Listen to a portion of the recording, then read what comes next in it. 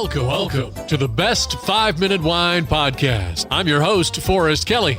From the seed to the glass, wine has a past. Our aim at the Best 5-Minute Wine Podcast is to look for adventure at wineries around the globe. After all, great minds think alike. Let's start the adventure. Our featured winery is...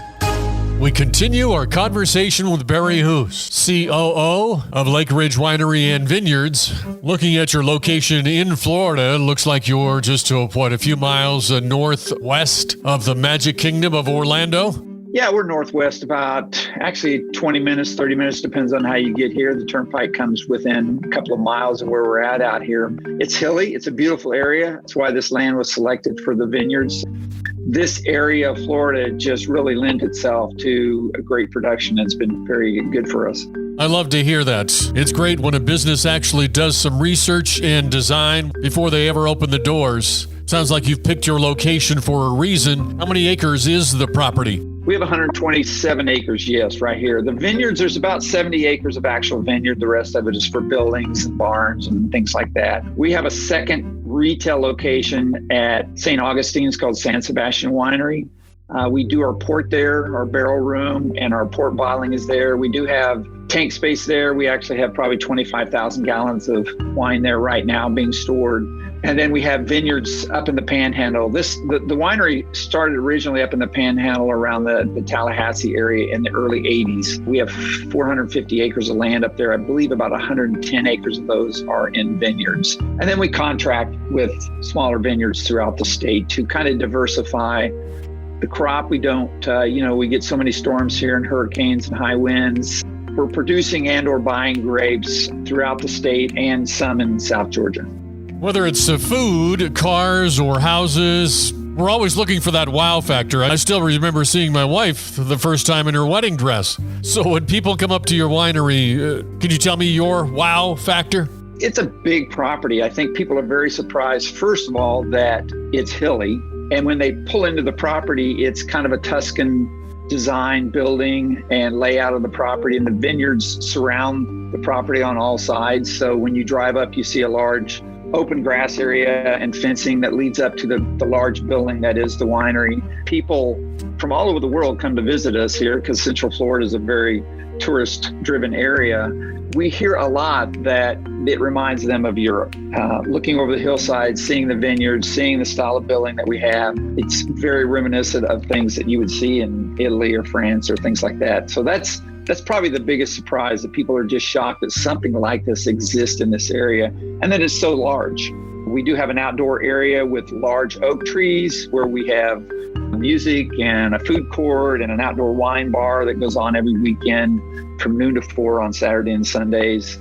And so they can come out, even during the week, they can come out and get a bottle of wine, cheese tray, something like that, go out and sit at our picnic tables and just kind of enjoy the view. So it's very open. We like people to take a look around and see what's going on here and just kind of enjoy themselves while they're here. So it's not just kind of a walk into a retail shop. It's kind of a full experience.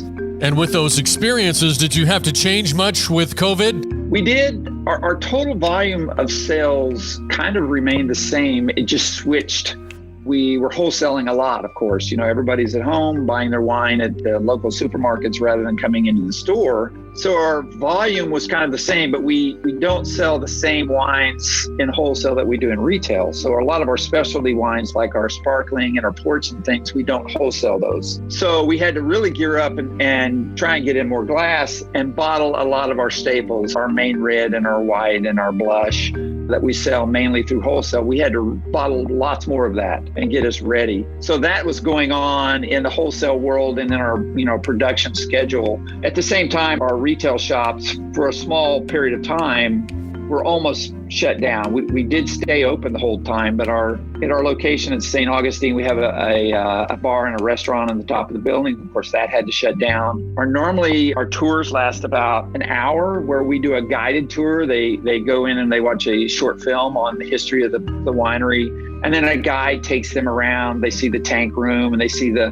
vineyards from a balcony, and they're explaining the process of the crush and all that kind of stuff. And then we have a very large kind of a U-shaped tasting counter, and the group all goes down to the tasting counter where they get to taste the wines and they talk about foods and we go through the whole experience. Of course, with COVID, we had to stop doing that. But we went to a kind of a walkthrough style where the film was just on a rotation. People went into the theater and were spaced apart. They walked through the same areas, but without a guide.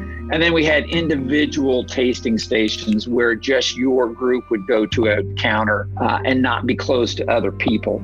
We hope to return to the guided tours. I think people really enjoy that. They learn a lot. It's a good experience. Thank you for listening. I'm Forrest Kelly. This episode of the Best 5 Minute Wine Podcast was produced by iHism. If you like the show, please tell your friends and pets and subscribe. Until next time, pour the wine and ponder your next adventure. This is Doug Vincent with the podcast Walk and Roll Live, Disability Stories. In 1956, I contracted polio. Thanks to my loving parents, I've lived a full, rich life over the past 67 years.